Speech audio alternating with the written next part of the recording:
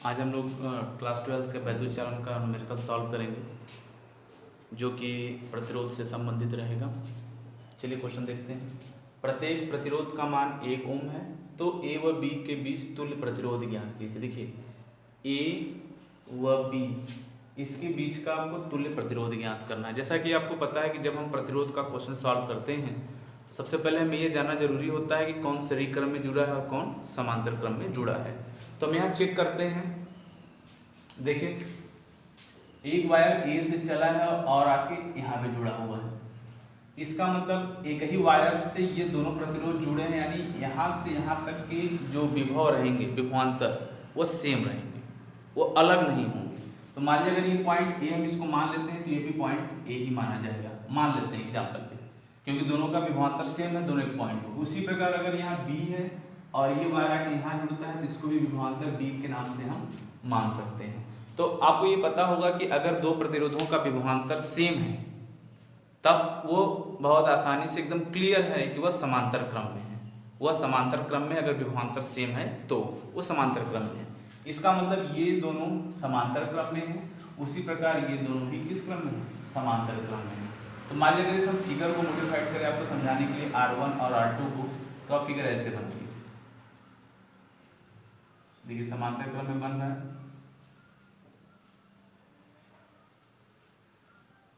अब इसको R1 और इसको R2 सेम, इस बॉक्स को भी ऐसे ही बना लेंगे हम लोग। आपको प्रतिरोध को थोड़ा समझना होगा कि बीच का विभवांतर से समझेंगे कैसे हैं ये लोग, सेम है अलग अलग है, उसी हिसाब से आप फिगर बना सकते हैं। ये मान लीजिए आपका R4 हो गया और ये R5, ये दोनों ऐड हो गए, ठीक है। अब देखिए एक सिरा यहाँ जुड़ा हुआ है C और D, तो हम इसको ये मान लेते हैं C हो गया और ये D हो गया। हम इस सिरा को C और D नाम दे सकते हैं। लेकिन आप देख रहे हैं कि A और B के बीच में प्रतिरोध और जुड़ा हुआ, इसको R3, आप R3 यहाँ नहीं देख पा रहे हैं, तो पहले हम A और B बनाते हैं। हमने क्या कहा, ये आपका हो गया A पॉइंट और इसको हमने मान लिया B पॉइंट। ये पहला A पॉइंट और दूसरा B। A और B के बीच में यह है तो इसके बीच में इसको आप जोड़ दीजिए ऐसे, ये R3। अब आपको क्लियर लग रहा होगा क्वेश्चन कैसे सॉल्व हो जाएगा। और प्रत्येक का मान 1 ओम है, ठीक है।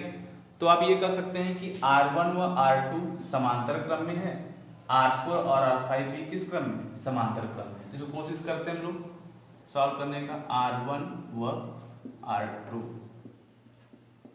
समांतर क्रम में, समांतर क्रम, समांतर क्रम को सॉल्व करिए। 1/r equal to 1/r1 1/r2। प्रत्येक का मान 1 ओम है, सभी जितने प्रतिरोध सबका मान 1 + 1, तो 1/r इक्वल टू 2/1, इसको उल्टा करते हैं तो r इक्वल टू 1/2 ओम, या हम इसको 0.5 ओम लिख सकते हैं। ये r हो गया। अब इसके बाद R4 और R5 को लेते हैं। R4 व R5 समांतर क्रम में, इसको जोड़िए समांतर क्रम ये भी है, तो 1/r' equal to 1/r4 1/r5, 1/1 1/1, 1/r' equal to जोड़ दीजिए 1 1 2/1, उल्टा कर देते हैं तो r' इक्वल टू 1/2 यानी 0.5 ओम। अब ध्यान से देखिए ये दोनों मिलके 1 हो गए हैं। आपने इसको सॉल्व किया है R1 R2 को, सॉल्व ये कितना आया था 0.5, एक रेजिस्टेंस जोड़िए बस, ये मॉडिफाइड हो गया आपका 0.5 ओम से। सेम ऐसे भी ये भी हो गए, ये दोनों भी जुड़ गए।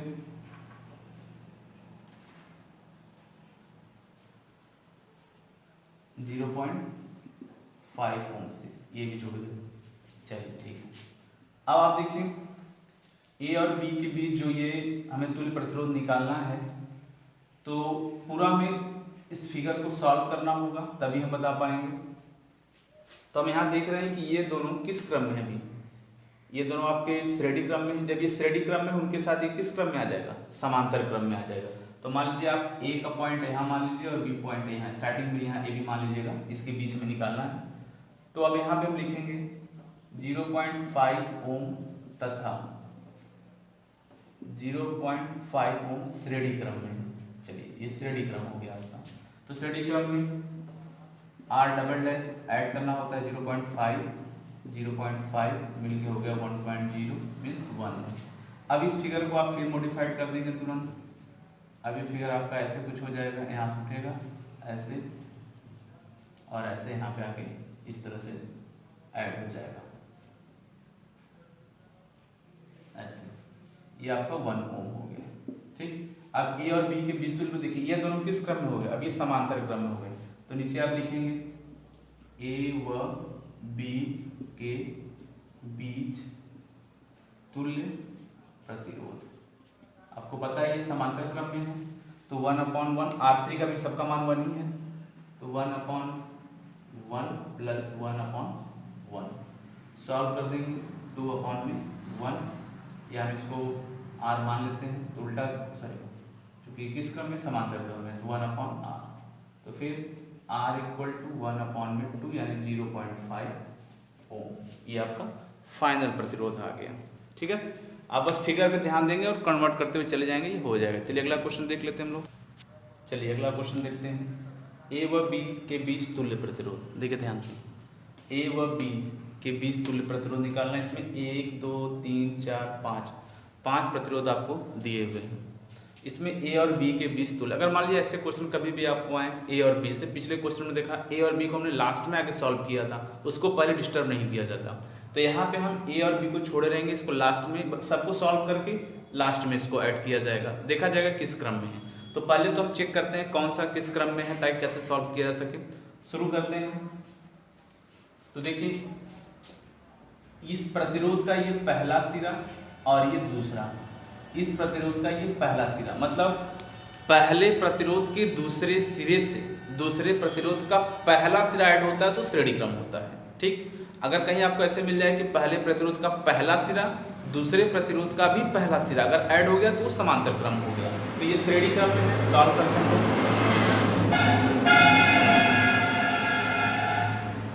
एडी तथा डीसी श्रेणी क्रम में,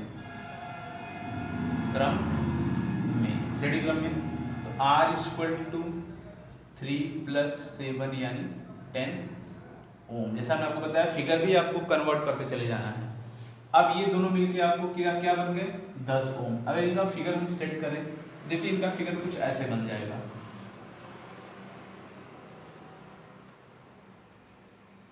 ये यहाँ से उठा ऐसे जाएगा और यहाँ मिल जाएगा।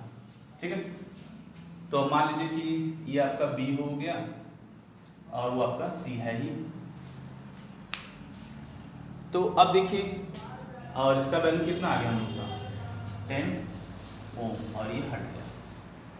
अब यहाँ पे देखेंगे हम लोग कि जो हम लोग का BC और AC आपको क्लियर लग रहा होगा, इसका पहला सिरा यहाँ, इसका पहला सिरा, इसका पहला सिरा एक जगह, इसका भी दूसरा सिरा, इसका भी दूसरा सिरा एक जगह, यानी ये समांतर क्रम में कन्वर्ट हो गए। तो अब लिखेंगे 10 ओम तथा 10 ओम समांतर क्रम में हो गया। समांतर क्रम का मतलब 1/R डैश इक्वल टू 1/10, 1/10, 2/10।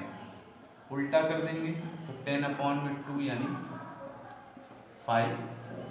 अब ये कन्वर्ट, अब ये दोनों मर्ज होकर फिर एक बन जाएंगे। तो आप इसको फिगर को ऐसे बना सकते हैं कि ये दोनों मिलके एक हो गया, जिसका नाम हो गया 5 ओम। ठीक है, अब देखिए फिर से 5 और 10 ये दोनों फिर श्रेणी क्रम में आ गए, क्योंकि इसका पहला सिरा यहाँ है, दूसरा सिरा यहाँ है, इसका भी पहला सिरा यहाँ है, दूसरा सिरा यहाँ है, तो अलग अलग जुड़ गए। तो ये लोग हो गए आपके श्रेणी क्रम में। तो यहाँ लिख सकते हैं पुनः 5 ओम तथा 10 ओम जो है श्रेणी क्रम में आ गए। तो श्रेणी क्रम का मतलब आप R डबल डैश मान सकते हैं 5 + 10 यानी 50 ओम। अब इस फिगर को आप फिर बनाना चाहते हैं तो बनाइए, जोड़ के कैसे बनेगा ये ऐसे उठा यहाँ पे और यहाँ, ये आपका हो गया 50 ओम। अब देखिए ए और बी के बीच तुल्य प्रतिरोध निकाल, आपको समझ में आ गया समांतर क्रम में। ए व बी के बीच तुल्य प्रतिरोध, ठीक है। ए और बी के बीच तुल्य प्रतिरोध निकल गया, तो 1/r इक्वल टू या r ट्रिपल डैश जैसा आप मानते हुए चले आ रहे हैं 1/15 1/30, एलसीएम कितना हो जाएगा 13, कट कर देंगे 15 दूना 30 और 1/r ट्रिपल डैश। अगर उल्टा कर देंगे तो 30/3 यानी 10 ओम। यानी आपने देख लिया ए और बी के बीच का प्रतिरोध कितना हो गया 10 ओम हो गया। आप लोग अपने बुक से क्वेश्चन लगाइए, अगर आपको डाउट होता है तो आप उसे पूछ सकते हैं। ध्यान से पढ़िए, फार्मूला सब तैयार करके लगाइए ताकि आपको कोई डाउट ना हो। और आप चूँकि सारे क्वेश्चन तो कराए नहीं जा सकते, इसलिए आप जितना अधिक से अधिक हो सके क्वेश्चन सॉल्व करिए, जो ना आए उसको पूछिए। धन्यवाद।